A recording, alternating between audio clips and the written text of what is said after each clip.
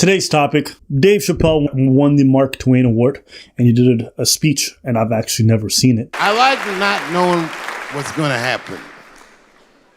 I like making memories. Sometimes I do all this crazy around my colleagues just so that they can tell their friends I did it. But rather than talk about myself, just briefly, I want to just talk about my genre. Stand-up comedy is an incredibly American genre. I don't think any other country could produce this many comedians. And unbeknownst to many people in this audience, I don't think there's opinion that it exists in this country that is not represented in a comedy club by somebody. Each and every one of you has a champion in the room. What do you think about that? Do you agree? Because I would probably say that I've seen all time. Like, listen. I've seen everything in comedy. And it's actually the only place that I've seen that much. What do you mean? There's not a lot of places that I see that much. That I see different perspective and things like that. Yeah, you won't find that in music. Music? Or video games even. No. Yeah, you're right. I agree. No. And you might not be aware of this because we go to open mics. We go to small shows. So you find everybody. Headliners of all kinds go to different comedy clubs. So you may not see them on TV or on your YouTube. But trust me, if you go to enough different comedy clubs, you will hear everything. I've seen the perspective of a lot of people doing comedy. So yeah, that's the only place I've seen that. We watch you guys fight, but when we're together, we talk it out. I know comics that are very racist, and I watch them on stage, and everyone's laughing, and I'm like, that mother means that.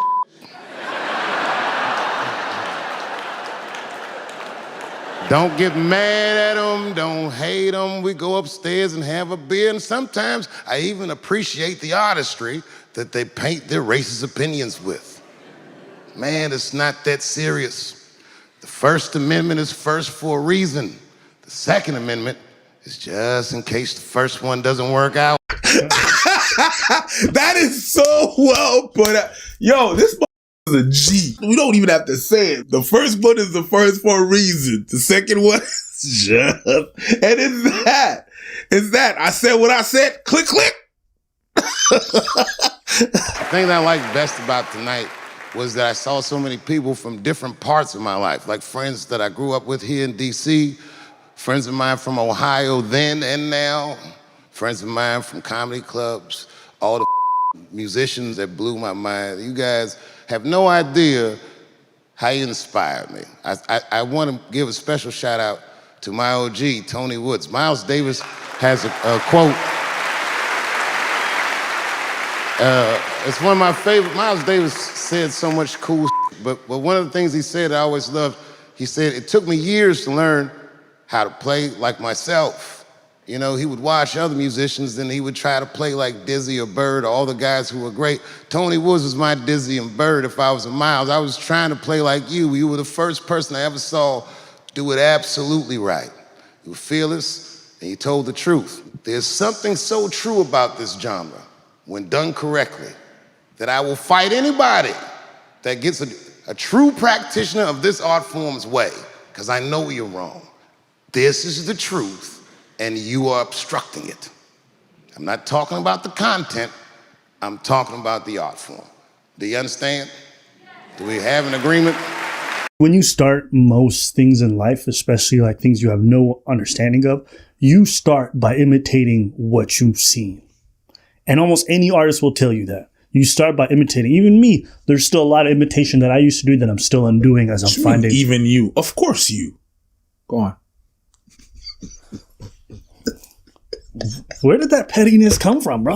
I don't even know. Like, we're deep inside I don't even your petty soul. I don't even know, bro. It's like I say shit like that sometimes and I'm like, that was petty for no reason. I got a petty box, my heart used to be. I got a petty box where my used to be.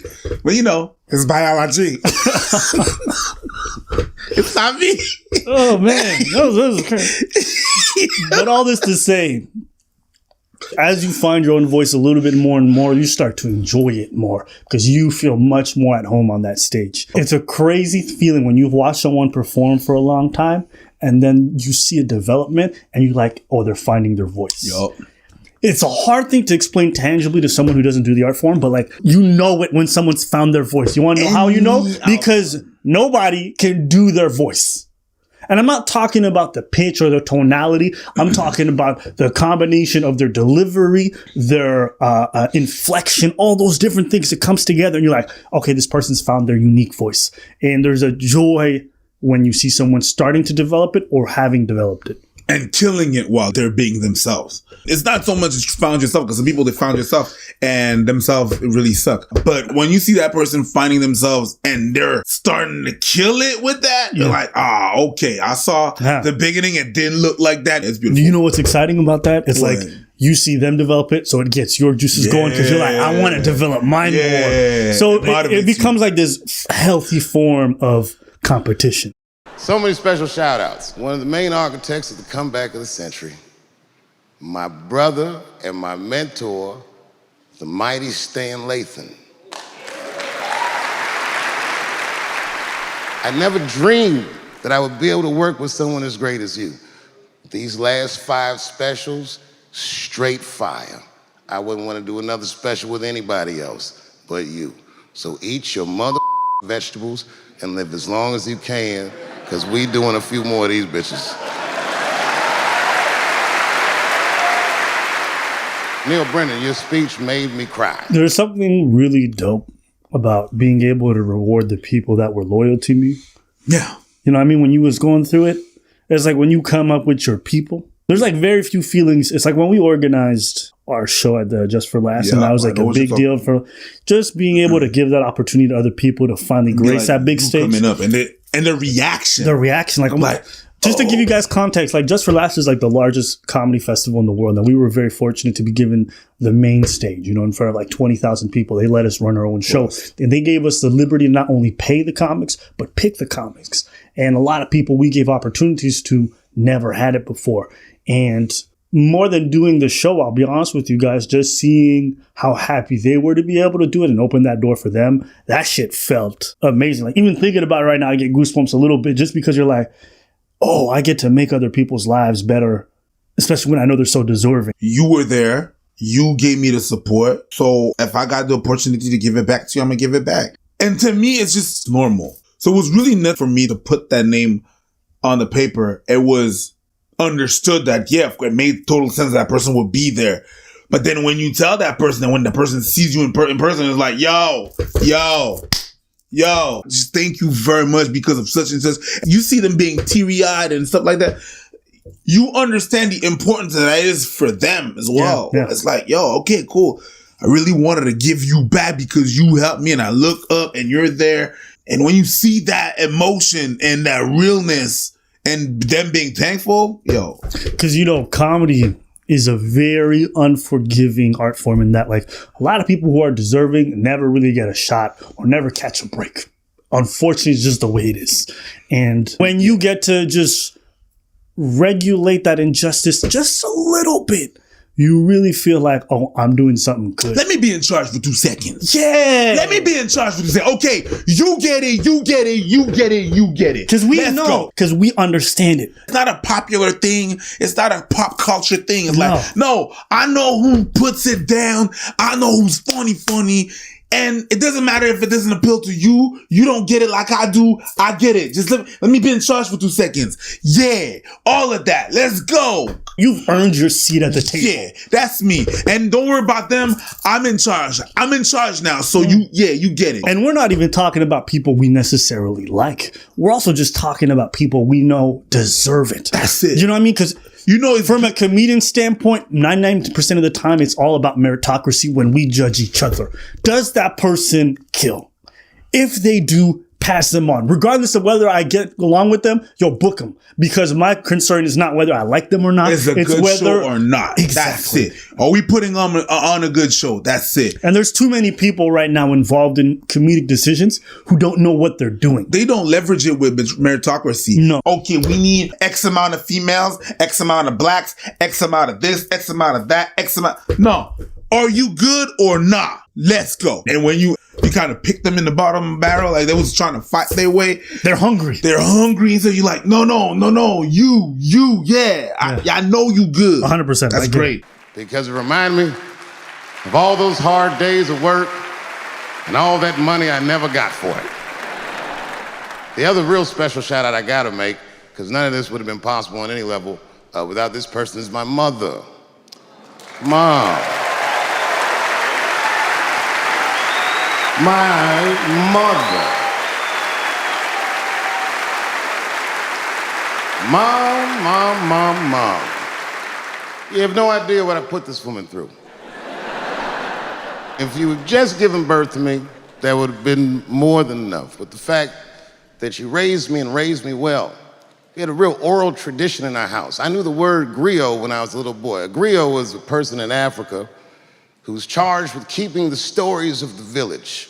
Everyone would tell a griot the stories and they would remember them all so that they could tell future generations. And when they got old, they'd tell them to someone else. And they say in Africa, when a griot dies, it's like a library was burnt down. And my mother used to tell me, before I ever thought about doing comedy, she said, you should be a griot. And she'd fill me with every story of black life. You know, she's educated in African-American studies, and she would let me understand the context that I was being raised in, that I'm being raised in a hostile environment that I have to tame. By the time I was 14 years old, I was in nightclubs, mastering an adult world. It was terrifying.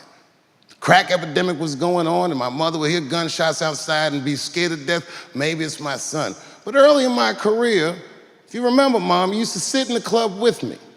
She'd do a full day of work. You'd be back there falling asleep, just waiting for me to go on. She would watch my show every night. Do you know how long that car ride is home?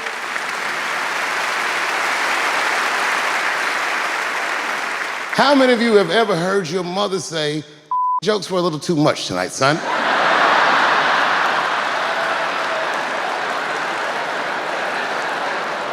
I was a soft kid. I was sensitive, I'd cry easy, and I would be scared to fist fight. And my mother used to tell me this thing, I don't even know if you remember, but you said this to me more than once. You said, son, sometimes you have to be a lion so you can be the lamb you really are. I talk this like a lion. I'm not afraid of any of you. When it comes word to word, I will gab with the best of them, just so I can chill and be me. And that's why I love my art form, because I understand every practitioner of it. Whether I agree with them or not, I know where they're coming from. They want to be heard. They got something to say. There's something they notice. They just want to be understood. Love this genre. It saved my life.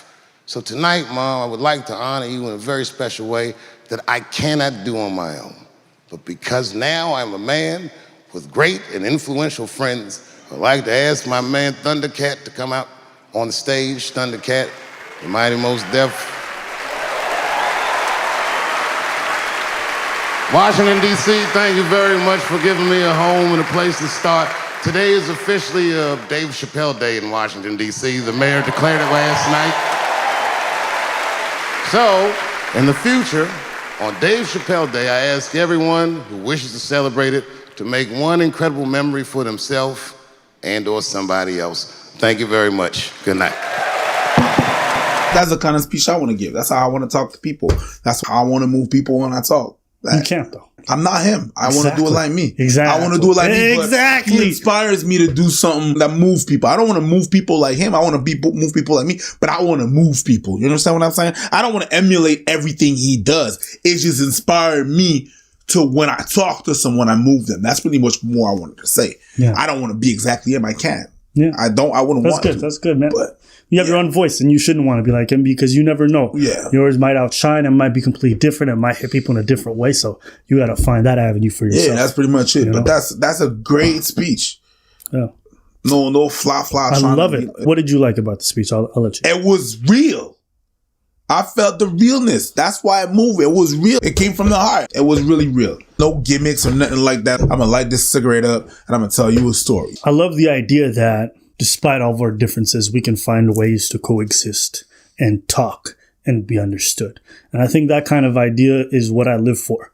There's plenty of people on this planet that I vehemently disagree with. But when we're able to engage in civil discussion, when I'm able to better understand them after one discussion, I'm not saying we're going to come to a consensus. I'm not going to say there's going to be a resolution. But if I can leave something understanding you just a tad bit better, then I feel like things are better because I got to see a little bit more of like the human in you. You know what I'm saying? I got to understand why you are the way that you are. And it helps me to empathize with you more. Yeah. And so I think more than anything, that was the message he was preaching. And I'm all for that. And I'm happy to see the redemption story, you know, just because me being a fan of his way back in the day, then hearing all the terrible things that people said about him and me not wanting to believe it, just to see everything come full circle.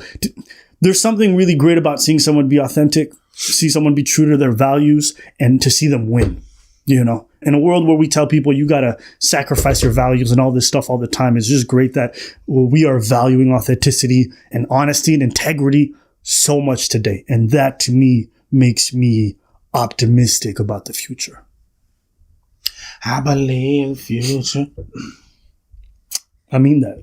I know you do. I really feel that way. It's just because you said that and it made me think about it. I believe the children. It's crazy. Even my mom, man, like my mom is changing the way she views how you find success in life. Like all those old ideas that our parents had about like, you have to do it this way. We're changing that. Yeah, of course. Imagine like I have to explain to my parents, like my parents are like, okay, so what do you do in life? How do you pay your bills? Yeah, well, yeah, mom, let's,